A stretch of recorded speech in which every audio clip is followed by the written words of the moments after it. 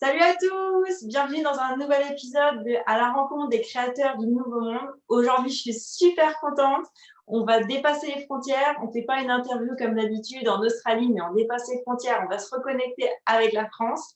Et en faisant toutes ces interviews, je me rends compte qu'il y a vraiment des personnes exceptionnelles, des personnes qui veulent changer les choses, qui sont dans un mouvement d'impulsion pour justement avoir quelque chose, un changement positif.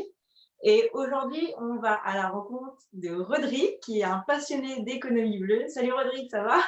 Bonjour Morgane, très bien, ouais. Très très content d'être avec toi aussi aujourd'hui. C'est trop, moi aussi, je suis tellement contente. Il va faire nuit chez moi, c'est le matin chez toi, mais on est connectés. Exactement. On trouve un moment malgré ce décalage horaire. Super. Est-ce que tu peux te présenter et nous raconter un peu ce qui t'anime dans la vie et le projet que tu es en train de mettre en place qui justement a cette belle impulsion de changement positif dans le monde? Dans le monde, c'est clair. Merci à toi Morgane pour l'invitation. En tout cas, on en parle depuis longtemps de faire cette interview ensemble. Effectivement, on a un décalage entre le jour et la nuit, on a beaucoup d'heures de décalage, mais on va parler de mon projet justement qui sont les champignons. On a beaucoup de choses à apprendre d'eux en termes de connexion, parce que le mycélium, c'est vraiment le réseau qui interconnecte tout le monde du vivant sous terre. Et du coup, ça nous permet de voir aujourd'hui, on est un peu dans ce mouvement où on peut être connecté, même si on est à des milliers de kilomètres, et s'il y a un décalage de 10 heures entre nous deux. Je m'appelle Rodrigue, j'habite donc en France. Je suis fan de l'éveil des consciences, fan de neurosciences, je suis fan de physique quantique et fan absolu de l'économie bleue que j'ai découvert au travers Idriss Aberkan et Gunther Pauli. Pourquoi j'en suis devenu fan? Puisque j'ai toujours été sensibilisé et j'aime beaucoup la nature. Pour moi, c'est la mère nature, celle qui nous a créés, et on doit lui rendre ça. Aujourd'hui, on se rend bien compte qu'on est parti dans des travers complètement dingues. Et jusqu'à aujourd'hui, l'économie verte, j'y regardais, j'y mettais toujours un œil, mais en fait, il y a quelque chose qui me dérangeait dans cette économie verte. Alors, je trouvais ça bien, mais je trouvais ça limité, parce qu'en fait, comme le dit Gunther Pauli, quand tu dis on va moins polluer, il y a toujours le mot polluer dedans. On en est arrivé à un stade où c'est pas moins polluer qu'on doit faire, on doit vraiment inverser la tendance complètement. Et c'est là où j'ai découvert l'économie bleue, qui va au-delà de l'économie verte, qui en plus, par rapport à l'économie verte, si on veut vraiment faire un laïus là-dessus, c'est une économie qui coûte cher de mettre en place et du coup qui coûte cher à celui qui doit le consommer. Ce qui fait que malheureusement, pour moi, l'économie verte sépare de façon sociale les gens qui ont un certain niveau dans la société des autres. On est d'accord que tout le monde ne peut pas aller payer des courses au Biocop. Simple. C'est ça le problème que j'avais dans l'économie verte, en fait. L'économie bleue, c'est tout autre chose, parce que c'est pas que ça pollue moins, c'est que ça régénère. Donc, on régénère la planète tout en créant de l'économie. Aujourd'hui, on n'avance pas dans nos sociétés, que ce soit politiquement et économiquement, parce qu'on met sur deux terrains de jeu différents, et l'écologie et l'économie. Où d'un côté, ils se disent, bah ouais, mais il faut créer du travail, il faut que les gens gagnent de l'argent, et du coup, on crée des usines, on détruit la planète et on barrait. Et où on dit, bah ouais, mais les Verts disent, ouais, mais il faut créer de l'écologie, il faut faire attention à notre planète, et du coup, il faut arrêter telle entreprise, telle entreprise, telle entreprise. Du coup, chacun se bat, et puis gauche, droite, écolo, et économie, et on avance. En fait. Ce qui est génial avec l'économie bleue, c'est qu'on met sur le même terrain de jeu, sur les mêmes rails, écologie, économie, puisque tu crées de l'économie tout en respectant la planète, tu crées du travail tout en respectant la planète. Et ce qui est génial, c'est que tu crées de l'économie en régénérant ta planète, puisque la base de départ, l'intrant de cette économie, ce sont les déchets que l'on crée. Voilà pourquoi ça m'a tout de suite passionné. Et est-ce que tu pourrais juste expliquer c'est quoi la différence entre l'économie bleue et l'économie circulaire? Il y a des points de convergence, c'est quasiment la même économie, c'est la façon de le nommer qui est différente. La seule grande différence pour moi, l'économie circulaire, en fait, dans l'économie bleue, c'est l'économie en cascade, c'est-à-dire que je pars d'un déchet, je crée une économie, si j'ai un déchet, comment je peux le réutiliser, et ainsi de suite, ainsi de suite. Ça, c'est l'économie circulaire. Là où l'économie bleue va beaucoup plus loin, c'est qu'ils analysent le monde du vivant, puisque en fait, la plus grande bibliothèque qu'on puisse avoir en face de nous, c'est la nature. Donc, ils utilisent et ils analysent le comportement, le fonctionnement de la nature pour faire du biomimétisme, en fait, pour regarder comment, par exemple, pour bien comprendre l'économie bleue jusque là où ça va, c'est ils ont été jusqu'à analyser le fonctionnement du cœur de la baleine, puisqu'on sait que le cœur de la baleine produit de l'électricité, d'accord? Alors qu'il n'y a aucune énergie entrante, elle le produit naturellement. Donc, ils ont analysé le fonctionnement, donc c'est des années de recherche, et aujourd'hui, on est capable de créer elle a été créée, cette micropuce. C'est une micropuce qui va venir s'intégrer dans le cœur des malades, qui remplace le pacemaker et qui, du coup, c'est une micropuce. Tu vois, un pacemaker, c'est gros, ça prend de la place, il faut des piles pour le faire fonctionner. On change les piles tous les 10 ans, enfin, tous les 3 ans, je ne sais plus comment ça fonctionne. Il faut régler. Enfin, la puce, là, elle n'a pas besoin d'énergie puisqu'elle est calquée sur le fonctionnement du cœur de la baleine. Donc, tu viens mettre cet implant et tu l'as à vie. Ça autorégule naturellement le fonctionnement de ton cœur. Baf, ça coûte 10 fois moins cher qu'un pacemaker. Donc, c'est là aussi le problème du lobby. D'un côté, il n'y a plus de piles à vendre, il n'y a plus de matériel à vendre, il n'y a pas d'entretien à vendre, il n'y a pas, tu vois, il y a beaucoup d'argent à perdre de l'autre côté. Mais d'un point de vue utilisateur, c'est complètement différent. Donc ça, c'est l'économie bleue. L'économie bleue, elle va jusque-là. Super. Et justement, du coup, donc là, tu nous parles de ça. Et ton projet que tu es en train de mettre en place avec les champignons, c'est quoi exactement? Est-ce que tu peux nous dire un petit peu comment ça fonctionne et comment voilà, ce que tu es en train de mettre en place? En fait, ce que j'aime beaucoup, à côté de ça, tu sais que je suis coach de vie, enfin, coach développement personnel, aider les personnes à trouver leur mission de vie. Et quelque part, j'aide les gens à créer un renouveau dans leur vie. Tu vois, la plupart des gens sont morts. Il y a un dessin animé que j'adore qui s'appelle Soul de Pixar, où on voit dans le dessin animé des âmes qui sont mortes, en fait, des âmes qui sont en errance. C'est-à-dire des personnes qui sont rentrées dans un métier qui ne leur plaît pas, mais ils répètent les trucs sans réfléchir tous les jours et ils sont morts, ils sont perdus, quoi. Et mon but, c'est d'essayer de réanimer ces âmes mortes, en fait, leur redonner vie, leur donner conscience et de pouvoir devenir la personne qu'ils doivent être, le génie, réveiller le génie qui est à l'intérieur d'eux et d'œuvrer pour le bien commun. D'accord? Et en fait, ça, c'est le fonctionnement du champignon. Il faut quand même bien se rendre compte que le champignon, c'est la seule espèce vivante sur Terre qui a traversé les 5 apocalypses qu'il y a pu y avoir sur la planète. Il y a eu 5 périodes glaciaires, 5 extinctions de masse. Le seul qui a survécu à tout ça, c'est le champignon. Donc, je pense qu'on a beaucoup à apprendre du champignon. Il est à la base de la création. Il est à la base de la régénération et du renouveau. Parce que le champignon part de quelque chose qui est mort pour le décomposer et relancer derrière des fleurs, voilà, et ça nourrit les insectes, etc. Donc, dans la nature, c'est l'élément le plus complexe, mais c'est l'élément qui relie tout le vivant dans la nature. Donc, ça m'a vraiment, vraiment passionné. Pourquoi le champignon? Parce que dans l'économie bleue, aujourd'hui, on est capable d'utiliser des déchets comme substrat pour faire pousser des champignons. D'accord? Donc, par exemple, moi, mon projet, c'est d'utiliser le substrat du marc de café. Donc, aujourd'hui, le café, c'est quelque chose qui est bu à travers le monde.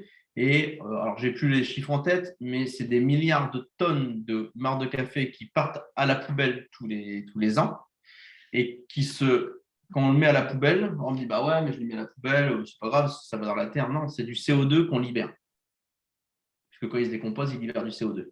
Et ce CO2, qui part dans l'atmosphère, c'est le trou dans la couche d'ozone, etc. Donc, c'est pas bon du tout.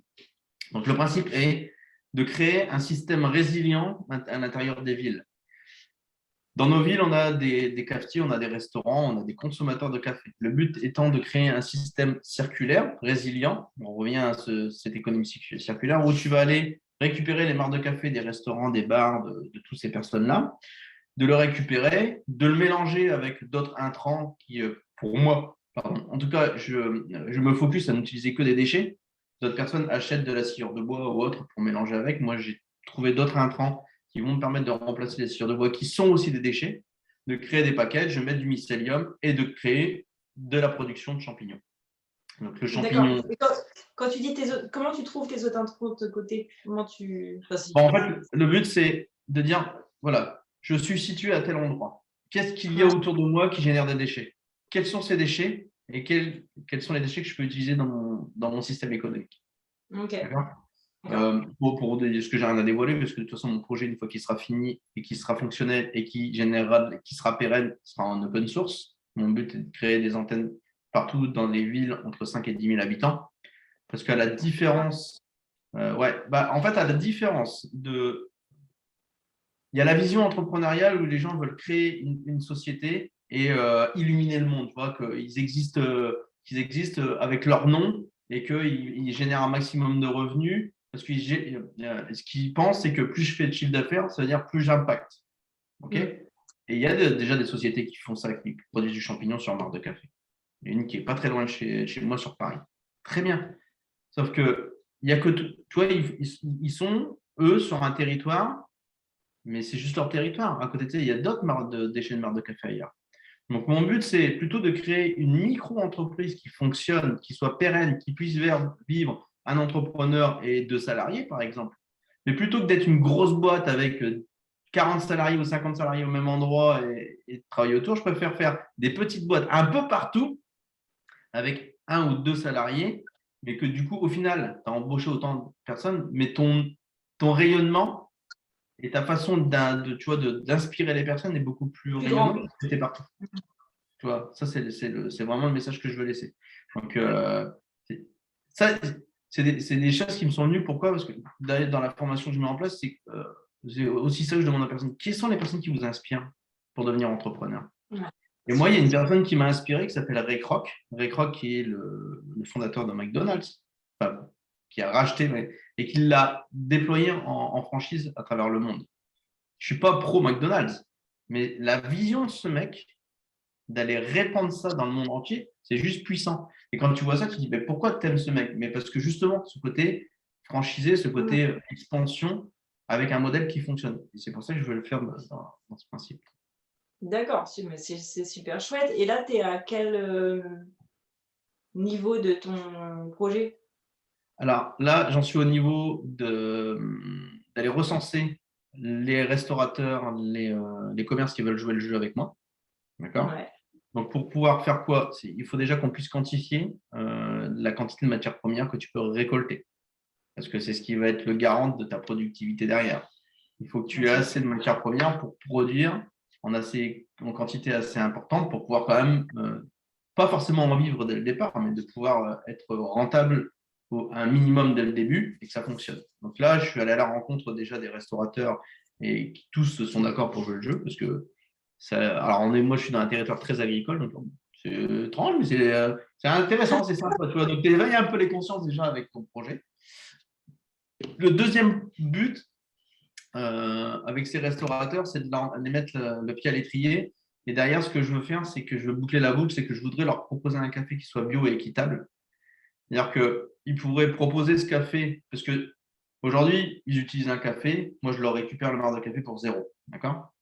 Maintenant, je leur dis, moi je préfère vous vendre un café, peut-être qu'il est plus cher, mais je vous rachète le marc de café. Donc ils sont à Isoku. Mais ils sont à Isoku, mais encore plus, c'est qu'ils peuvent afficher à leurs clients qui leur servent un café bio et équitable.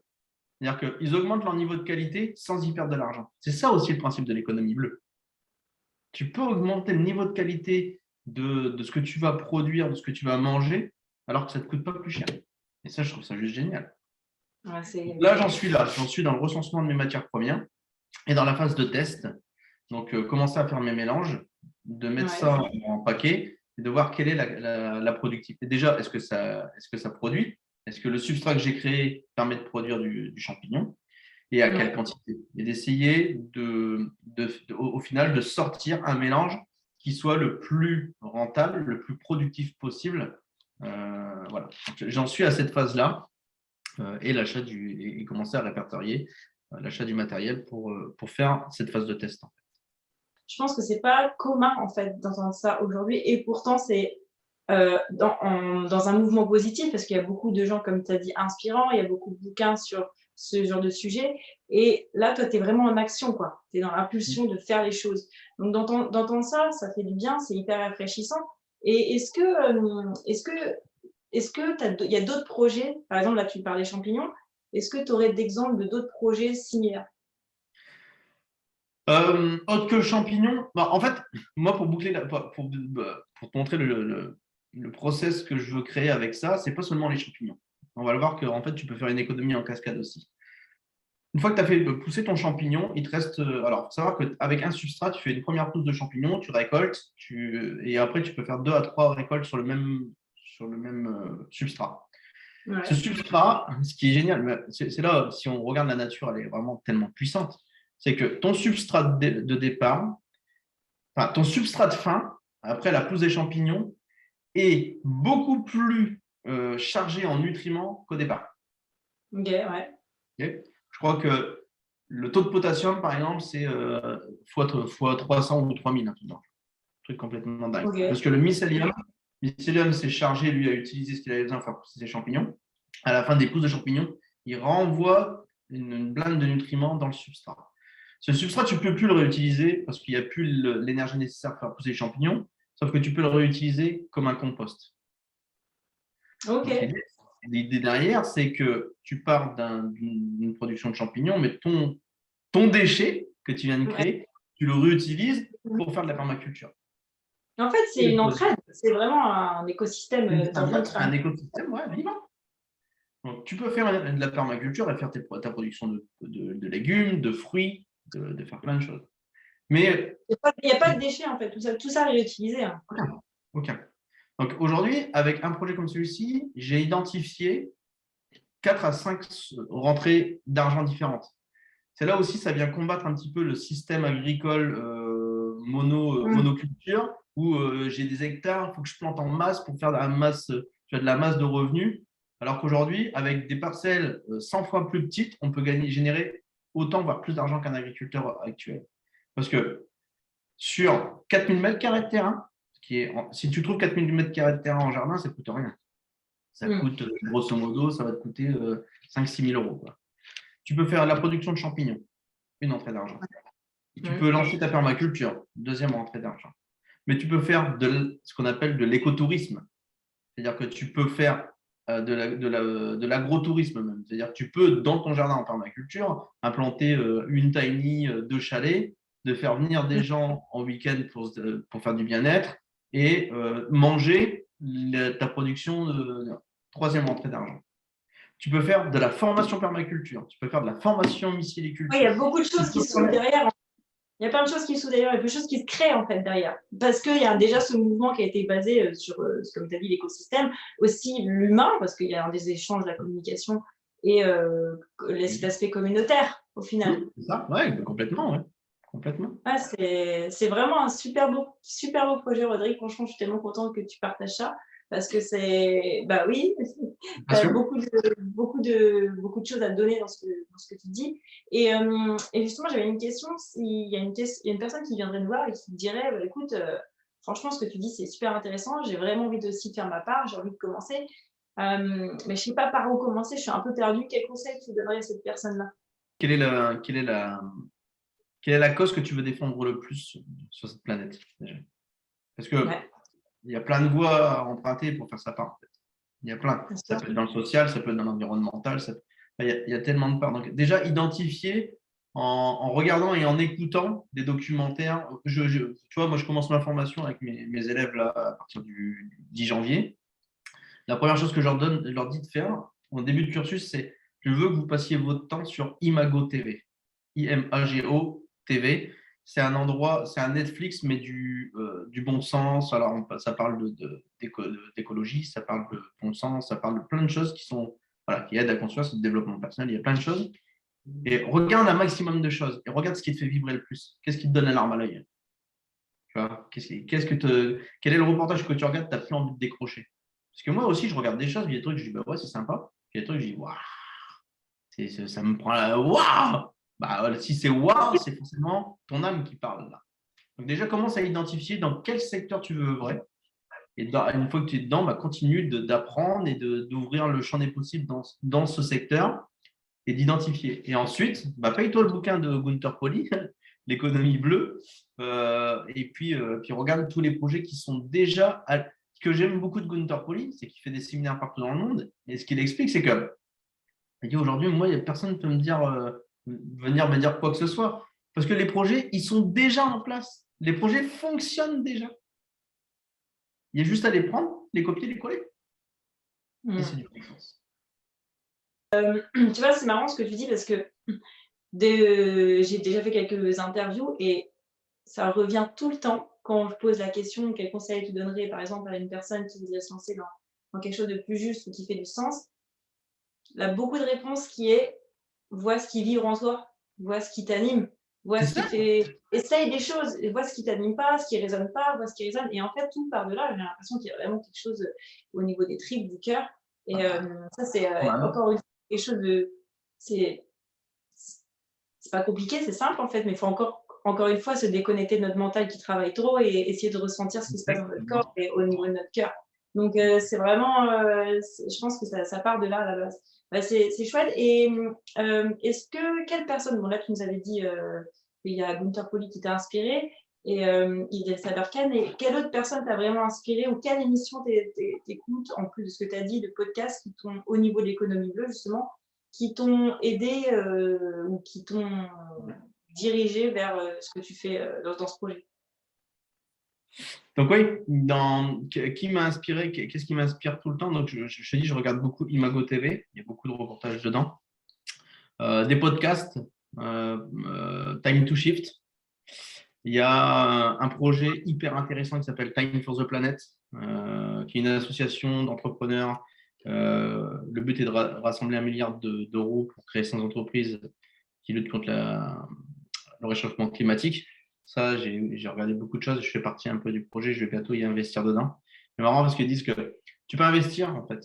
Et comme beaucoup de projets, tu vois, tu investis pour avoir un retour. Donc, il y a beaucoup de personnes qui me disent quel est le retour qu'on va avoir financier, des goodies. Ben, non, en fait, non, le retour que tu vas avoir, c'est d'avoir une planète décente pour ton C'est enfant. ça, les Ça enfants. suffit. Bah ouais, génial, mais c'est juste ça, quoi. C'est juste la simplicité. Bah, Euh, c'est le long terme versus à court terme, vu que on veut toujours du court terme. Là, c'est du long terme. Il faut comprendre que des fois, il y a des choses qui se font dans le long terme et qu'il faut être patient, quoi. Exactement, les gens aujourd'hui, en fait, c'est parce que c'est un schéma politique, éducatif qu'on nous a donné au départ. On voit qu'ils voient qu'à court terme, mais c'est ce qu'ils essayent de transmettre, on doit voir à long terme maintenant. Quel conseil après, voilà, il y a tellement de choses que j'ai lues, écoutées. Idriss Aberkane m'a tellement transporté, qui m'a fait découvrir Gunther Pauli. Vraiment, c'est ensuite Paul Stamets. Si vous voulez regarder un reportage qui a vraiment du sens sur les champignons, Fantastic Fungi sur Netflix. Voilà, ils ont filmé Paul Stamets, c'est ça aussi hein, qui est inspirant. Paul Stamets, à la base, c'est un bûcheron. Il travaille dans la forêt. Et un jour, son cousin vient le voir et pendant qu'il était dans la forêt, il dit regarde, oui, il y a un champignon là, il y a un champignon là, tel type. Tel. Et en fait, il a commencé à regarder, puis il a commencé à se passionner. Et il est devenu tellement passionné qu'il en a créé une entreprise. Il a dit je m'étais promis de ne pas devenir entrepreneur comme mon père. Aujourd'hui, il a une société qui produit des champignons, il a plus de 150 salariés, il a un centre de recherche, il a fait plusieurs TEDx, il a écrit 2 bouquins, enfin, ils achètent des ouais, mais c'est juste parce que c'était son chemin de vie, quoi, tu vois, et il a beaucoup travaillé, par exemple, sur les champignons psychédéliques avec la psilocybine, qui permet vraiment, vraiment de régler les dépressions, qui permet l'éveil spirituel. Donc voilà, vous pouvez regarder ça.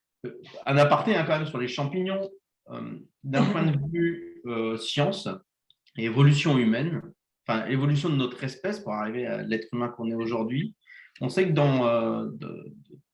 dans l'évolution de l'espèce, Cro-Magnon, etc., sapiens, il y a eu une accélération fulgurante du développement du cerveau.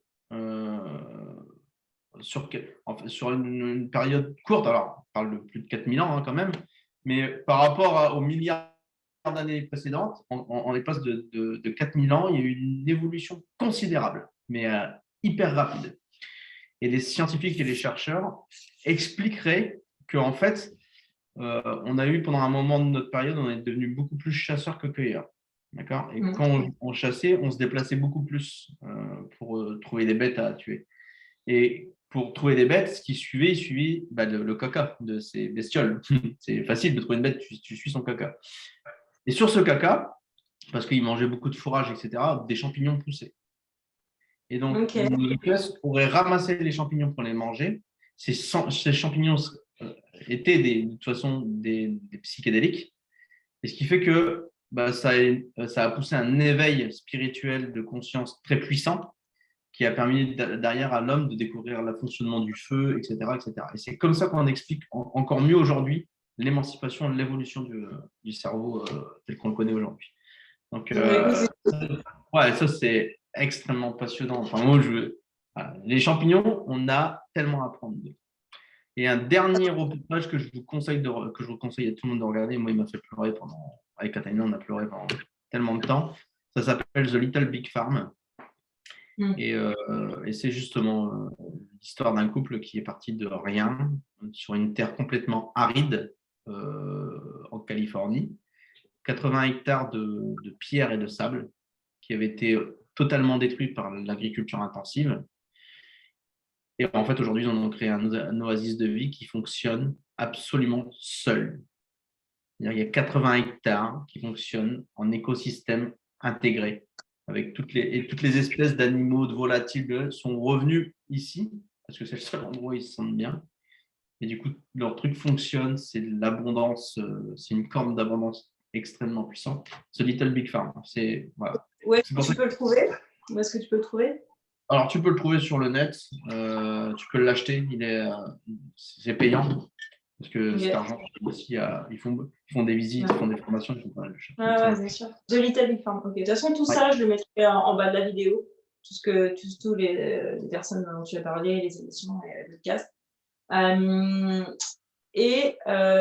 Merci Rodrigue. Et j'ai 2 petites dernières questions. C'est quoi ton objectif professionnel? Objectif professionnel, il est réalisé depuis cette année, puisque mon objectif professionnel, c'était de devenir totalement indépendant. Donc aujourd'hui, je suis indépendant et j'en vis, même très bien. Donc mon objectif, mon objectif, c'est, je ne suis pas fait pour être salarié. La hiérarchie, en plus, quand elle n'est pas logique, m'angoisse. Pour dire, utiliser un mot qui passe bien.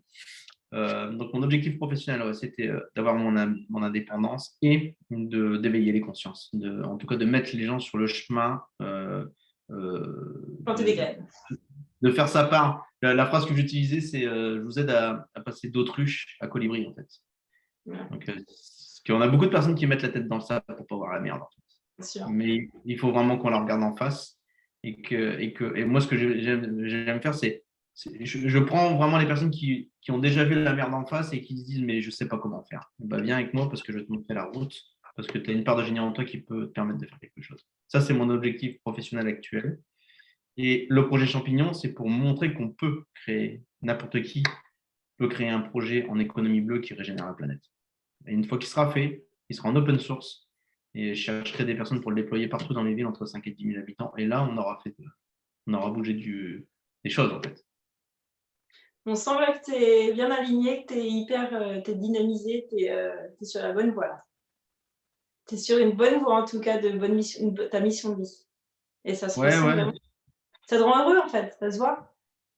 C'est ce que je disais ce matin, je me suis levé, j'avais une patate, une énergie en découvrant la nouvelle formation que j'allais faire liée à la physique quantique, mais c'est tellement passionnant tout ça. Moi, le domaine de l'inconnu fait peur à tellement de monde. Moi, il me rend dingue, quoi. Tu vois. Je pense que j'aurais pu être chercheur comme Catalina, en fait. Parce que j'adore découvrir des choses. Et surtout des choses qui. Alors, j'aime bien découvrir des choses qui emmerdent tout le monde, en fait. Tu vois. T'es comme Gunter Poli, toi. C'est un peu le même bonhomme. Et tu vois, Gunter Poli, pourquoi Gunter Poli est un exemple? Il est un exemple parce que ce mec était quand même l'ancien patron de chez Unilever. Et c'est lui qui a lancé la production d'huile de palme. D'accord? C'est quand il s'est rendu compte de ce qu'il avait créé, qu'il s'est dit. Lui, il avait jamais projeté que ça allait partir dans un tel désastre, en fait. Mais quand il a vu le désastre que ça causait, il a quitté. Et c'est là qu'il a créé donc sa fondation, la fondation ZIRI, Z-I-R-I. Il a des centaines de chercheurs qui se questionnent sur le biomimétisme et qui lui rapportent des projets. Et lui, il a traversé le monde pour les mettre en place un peu partout. Il a fait sa part, tu vois, il a renversé la vapeur de ce qu'il avait créé. Et comme quoi, voilà, on a tous la possibilité de faire quelque chose, quel que soit notre passé. En fait. C'est ça qu'il faut retenir. Bien sûr. Bah oui, bien sûr. Et oui, parce que comme tu as dit, lui, il n'a pas mis la tête dans le sol, il a se dit là, il y a quelque chose, il s'est passé quelque chose, il faut que comme tu dis, renverse la vapeur, mais dans le bon sens.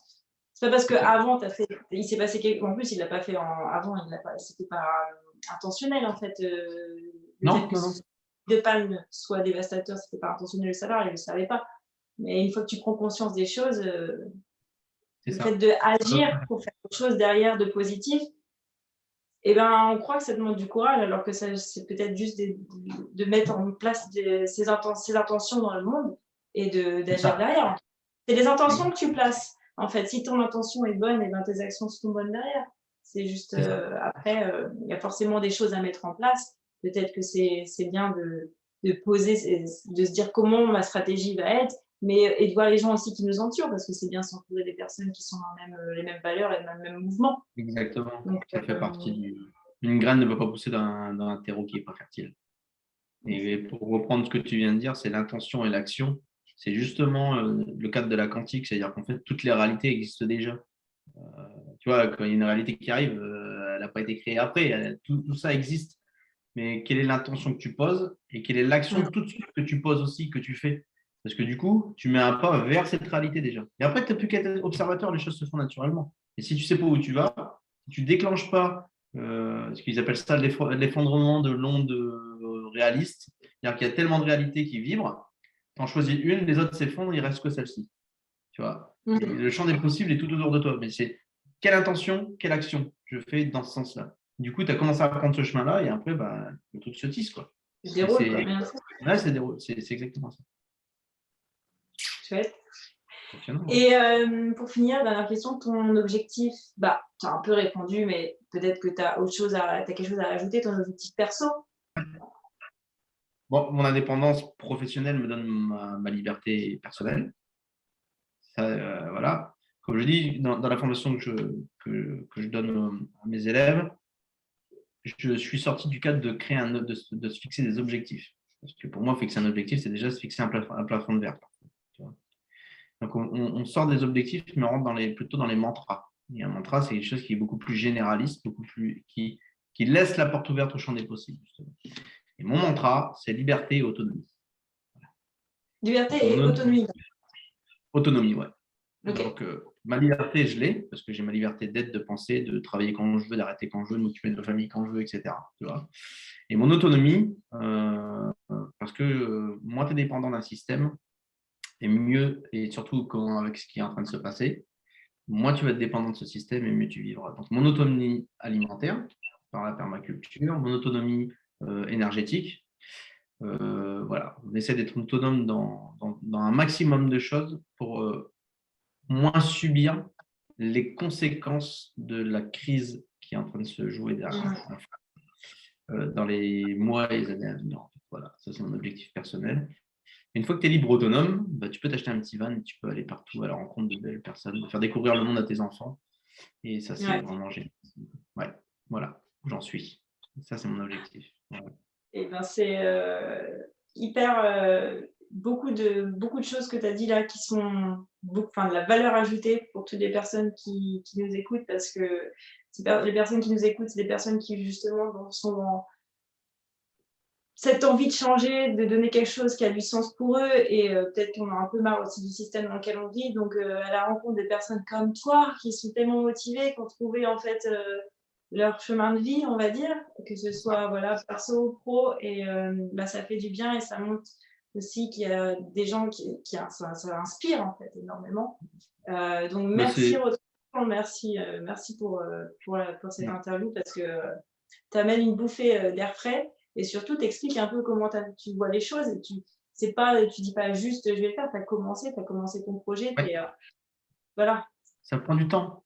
Faut pas, tu vois, pour redonner une autre bouffée d'air, parce qu'il y a beaucoup de personnes qui vont regarder ce podcast, cette vidéo YouTube, et vont dire bah ouais, mais certainement qu'il vient d'un papa entrepreneur, qui vient d'un milieu plus facile. Pour couper court, je viens de la campagne profonde, d'un village où il y avait 600 habitants, dans la campagne picarde bien profonde. Pour aller à l'école, je faisais 1h30 de bus. J'ai juste un bac et un BTS. Mon papa était ouvrier. Ma maman était femme au foyer, elle s'occupait de nous. Mon papa était entrepreneur, oui, parce qu'il a acheté un café et il a tout perdu. Quand je vous dis tout, il a tout perdu jusqu'à sa maison qu'il avait fini de payer. Donc non, je suis une personne lambda, je suis vraiment monsieur tout le monde de la société. Il y a juste un moment où je me suis dit, qu'est-ce que je fous là? Qu'est-ce que tu veux le plus dans la vie? Est-ce que tu veux pas être heureux? Comment tu peux faire pour être heureux? Et j'ai décidé de tout faire pour pouvoir vivre la vie qui me correspondait. Et donc, à partir du moment où on décide et qu'on sait vraiment ce qu'on veut, rien ni personne ne doit vous arrêter, vraiment. Mais une fois que tu sais ton objectif, où tu veux aller, déjà tu t'es Comme posé je les bonnes dis, questions. ce qui compte le plus, c'est le présent. Le futur, ce n'est que de l'expérience. Le passé, ce n'est que de l'expérience. On l'utilise pour comprendre des choses. Bien C'est pas sûr. parce que vous avez été une mauvaise personne dans le passé que tu ne peux pas en devenir une bonne dans le futur ou à l'instant présent. Ne prenez pas. Je finirai là-dessus, et c'est Sadhguru, un autre de mes mentors, Sadhguru, qui est un gourou en Inde juste extraordinaire. Écoutez ces vidéos de ce mec. Mais il a dit, en fait, on a un gros problème, nous, êtres humains. On a l'une des machines les plus perfectionnées qui soit, qui est notre cerveau. La nature a mis des millions d'années pour créer le cerveau qu'on a, nous, à l'intérieur. On est la seule espèce vivante sur Terre à pouvoir voir le passé et à se projeter dans le futur. Aucun autre être vivant sur la planète peut le faire à part nous. Et nous, on fait quoi? On regarde notre passé, on se dit, oh, j'ai été mauvais, oh là là, j'ai tout raté, voilà. Et on se projette dans le futur, on se dit, oh, c'est la merde, j'y arriverai jamais, j'angoisse. On a la possibilité d'utiliser ce passé comme expérience et de se projeter dans le futur pour aller là où on veut, et on l'utilise contre nous. C'est quand même dommage. Beau mot de la fin. Merci Rodrigue. Ouais. Merci à toi, Vraiment, Morgane. ouais, non, franchement, c'est super, super intéressant. Je suis tellement contente. Les gens vont applaudir. Non, parce que c'est voilà, des gens comme toi, c'est bien. Et de toute façon, il y en a plein. Il y a énormément de personnes qui veulent changer. Faut juste trouver l'inspiration. Donc, c'est une belle inspiration, Rodrigue. Trouver sa passion et Et faire sa part, faire sa part du colibri, faire la petite part du colibri pour rendre hommage à Pierre Rabhi, faire sa part, et continuer ce mouvement justement. Exactement. Il a insufflé que les gens sont, enfin, il y a encore tellement de personnes qui sont ici sur Terre pour le faire et donner, pour inculquer et éduquer nos enfants dans ce sens, en fait. C'est le plus important parce que le monde de demain, c'est aussi nos enfants. Et si on leur donne une éducation et ce système de pensée, si on leur donne ce système de pensée qu'on n'est pas en train, mais qu'on fait là de nos mains, je pense que c'est eux aussi qui vont bénéficier de cet éveil. De ce mouvement. En fait, il faut parler en mouvement. C'est un mouvement, ça crée une onde, une oscillation, une énergie. Et si on est plusieurs à le reprendre, ça n'arrêtera jamais. Exactement. On passe sur les. C'est clair. Merci à toi, Morgane, en tout cas. Merci à tous, en tout cas. J'espère que ça vous a plu. Si vous voulez retrouver Rodrigue, vous pouvez le retrouver sur LinkedIn. Alors, vas-y, je te laisse dire où est-ce qu'on peut te retrouver. Plus Facebook, parce que c'est mon réseau principal là où je maîtrise le plus. Donc, Facebook, Rodrigue Latière, tout simplement. Et si vous voulez vraiment, le site internet, c'est www.behingyou.eu. Deviens-toi, en fait. Et le futur podcast qui est en train de se préparer, parce qu'on s'appellera Time to Being You, parce qu'il est vraiment temps de devenir vous-même. Merci Rodrigue. À bientôt tout le monde et pour le prochain épisode. Ciao. Ciao, ciao.